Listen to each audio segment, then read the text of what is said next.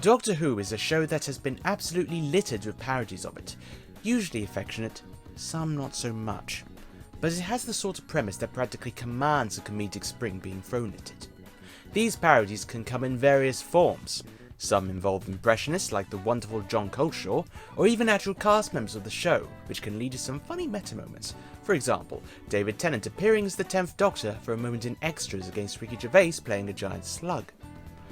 Some sketches almost gleefully try to play up the perception that Doctor Who's a campy low-budget sci-fi show, which I'm not gonna lie, a good portion of it pretty much is, but I love it anyway, and it's wise not to take these things so seriously. The sort of sketches we'll be looking at today, however, are those that went one step further in not just parodying the show at the moment, not just parodying the Doctor at the moment, but creating their own version of the character. And usually this involves the creation of costumes that are outright ludicrous, stupid, yet charming in their own silly way. And who knows, maybe they're canon in some little way. In this video I'll be taking a look at some of these outfits, and starting off with some form of analysis before probably degenerating into simply pointing out how bloody ludicrous some of these things are. And I assure you, this is the point of maximum obscurity. Am I about to look too deep into these things? Probably, but at the same time, people had to design and in some cases really tailor them, so I want to treat it with the same respect I would any other costume. So, this should be interesting. I'll put links to sketches where possible in the descriptions below. Some of them may not be on YouTube.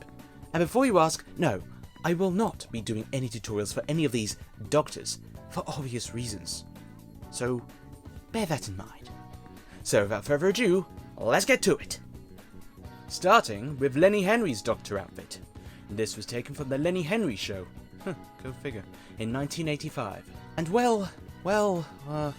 what we quite clearly have here is Alien Shaft, and has got that distinct 70s vibe to it. The elements are basically similar, but with that 80s Doctor Who edge to it that really hits a very thin and tenuous point in the Venn diagram between badass, tasteless, and comedic all at once. So you can get a better look at it, I'll put this artwork by Paul Hanley, since that gives a better representation of the costume overall. I mean, the colour juxtaposition for one thing is certainly startling. We have the red turtleneck paired to the yellow grid pattern trousers, which would be a unique pattern at the best of times. The yellow trousers themselves clearly riffing on Colin Baker's trousers. But it's that inclusion of the black leather coat that just gives this outfit a whole layer of threat that it doesn't really deserve. It's oddly fascinating how much of an impact that the coat really had, along with Lenny Henry's build and hairstyle. As I implied before, he really just looks like an eccentric detective from a 70s cop movie, which ain't a bad aesthetic by any means. In fact, it's kinda cool. It is just the colours that make it so bright, but in fairness, it's way more subtle than, say, either of the Bakers, though it would still stick out in a crowd. In fact, that's probably an understatement. Though I would say, it perhaps wouldn't stick out as much as the next one would. Now, most of us know that Jim Broadbent has played the Doctor, albeit very briefly, in The Curse of the Fatal Death. But he also appears as the Doctor in a much more obscure piece of television history, in Victoria Woods, as seen on TV back in 1987, very much around the time where Doctor Who's reputation was less than respectable, in all honesty. And as such, I give you this. It's an absolute mishmash. It's like some Egyptian pharaoh came along and stole the outfits of the 2nd, 4th, 5th and 6th Doctors, used his spell card polymerization, and created this absolutely insane, and yet at the same time, somehow colour subdued Doctor's outfit. We have the shirt and cricket jumper from the 5th Doctor, a cravat influenced by the 6th Doctor, the style of the 4th Doctor's android invasion coat along with the pins, restitched to have a patchwork section in the style of the 6th Doctor, and we have a hat reminiscent of the season 18 4th Doctor hat, featuring a long feather for some inexplicable reason, and a clownish ribbon and plaid trousers much like the 2nd Doctor.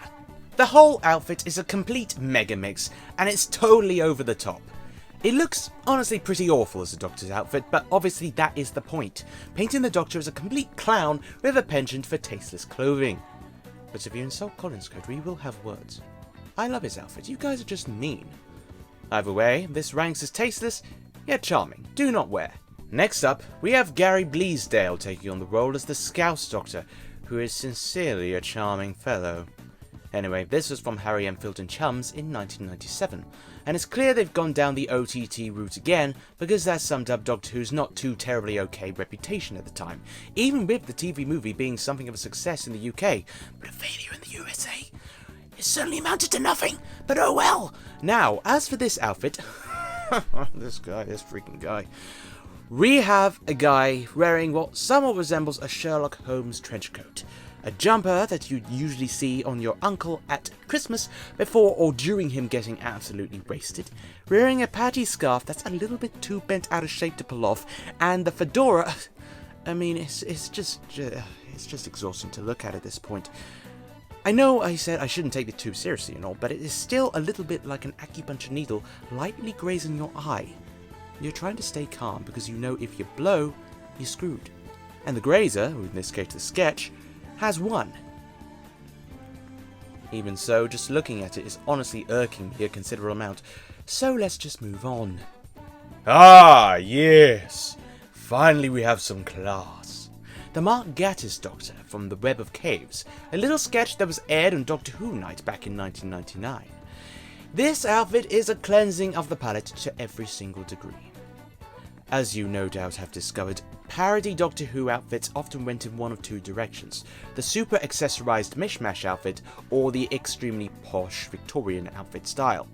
Now this is a very good representation of the latter, along with his giant cravat and those little specks that are just about falling off, but also importantly, that long burgundy coat, which just looks fabulous in every aspect. The colours are great. They balance the darkness of the centre with the burgundy coat, and the light trousers, and the waistcoat itself being extraordinarily classy. It's a very fine paisley. I mean, we know Gatiss favours the Victorian era when it comes to Doctor Who in his stories sometimes, so it makes total sense that his image of the Doctor would be of an upper-class Victorian gent. It suits him to a T. It's certainly an image of sophistication, absolute Chad, 10 out of 10 would buy. And now, moving on to what I would consider to be the best Doctor Who parody outfit, the cream of the crop, the spectacular spectacle to end all spectacular spectacles within this tiny, minuscule, little tenuous niche that is the land of Doctor Who parodies, and yes, it's the one you all know. The Curse of the Fatal Death outfit. I mean, this one is very much the in-between to the mishmash style and the posh style, and I absolutely adore it. And I certainly wish Rowan Atkinson had been the Doctor for longer than 2/3 of a comedy sketch. We have this wonderfully crafted patchwork racecoat, which is honestly a delight to behold. Once again, it is on that fine line between tasteless and funky that I like to call abstract. I'm not entirely sure about the cravat, mind you, but the whole thing just works and I'm happy with it like it is. I also adore the velvet coat as well. It is most certainly a positive continuation of McGann's style from a few years earlier. The whole thing just lends itself to be particularly luxurious while keeping that very dark spirit about it. It really is just pretty great. The outfit of course remains the same for Richard E. Grant and Jim Broadbent. Yes, here he is again. However, it was changed slightly for Hugh Grant and Joanna Lumley with the removal of the cravat, so it became a little bit more casual, or risque, or loose. Choose your word, whichever fits. And they rock it too. Even though this outfit hits all the tropes that the new series costumes would go on to mostly reject on and off, this could have easily been a proper Doctor's outfit in the 90s. It's a good one. And I know what I said earlier about not wanting to create a how to cosplay for any of these particular outfits, but for this one I might make an exception, mainly because I've already done it. So I could update this one if the public demand is there, of course, because I think it's a cool outfit and I'd love to do it. So that's my thoughts on some of the more quaint Doctor Who parody costumes. I know some of these are quite, well, obscure, but I guess it makes it all the more of an entertainingly educational experience, if you can call it that. So, over to you.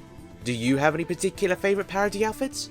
Any that you enjoy, or any that you outright hate?